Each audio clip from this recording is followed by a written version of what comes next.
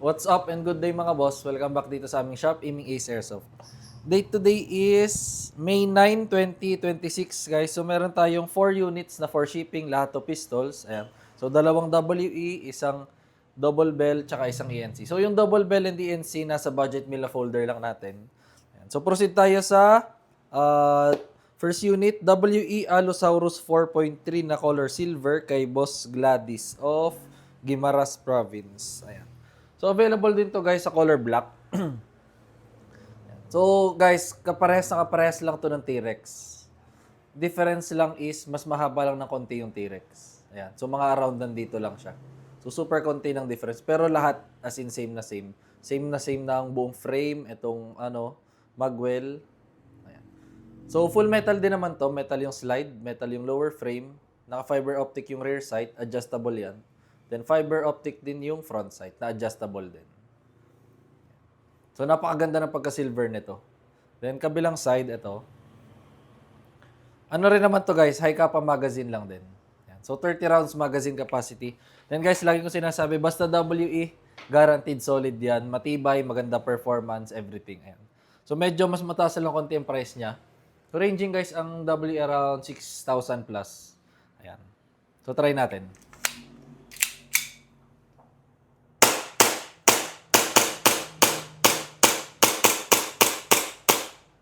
Slide lock, meaning wala na siyang BBs.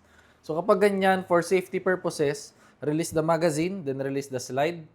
Rest the hammer by pressing the trigger. So yun guys, napaka-solid talaga ng WE.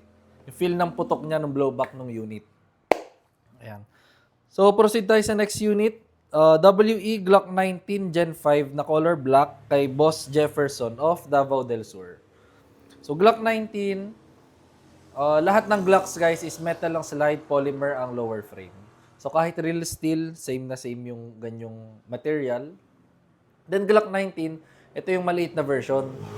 So kita nyo naman halos kasing laki lang siya ng kamay ko. Ayan. Then kabilang side ito. Kapag mahilig kayo sa mga compact na unit. Or kapag gusto niyo sobrang liit talaga, so meron tayong yung Glock 26 and Glock 27. So super liit na nun as in. Then, 20 rounds magazine capacity. So, try natin.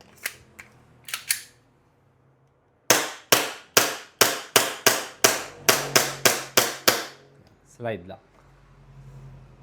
So, kapag locks, guys, release mag, then kahit hilahin nyo na lang yung slide. Then, trigger. Ayan. Next unit, Double Bell 721 kay Boss Joey of Oriental Mindoro. Ito si Bossing, dami na ito nakuha sa atin. Same lang din. So guys, itong unit na to, tsaka yung next unit, nasa budget meal na folder lang natin. Yan. Sa mga gustong mag-try ng airsoft muna, ito yung Glock 17. So isa sa mga bestseller natin sa budget meal. Metal lang slide, polymer din ang lower frame. Kabilang side, ito. So guys, kapag double bell, may kasama na siyang gun case. So hard case yan. Yan, hard case. So try natin.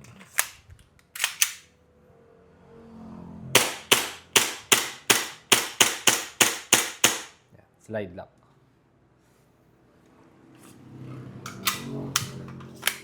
Last unit is ENC 2102 kay Boss Kim of Bukidnon. 2102, ito naman yung John Wick 3 na Combat Master. So guys, kapag ENC, wala talaga siyang kasamang gun case. So box lang ang kasama niya. Pero guys, ENC, maasahan niyo siya sa markings. Napakaganda ng markings ng ENC. Full metal, metal yung slide, metal yung lower frame, adjustable tong rear sight, tapos naka-fiber optic yung front sight. Then kabilang side, nandyan yung markings niya ng Combat Master. So try natin ang unit. Unit magazine is 30 rounds, high capa magazine. Try natin.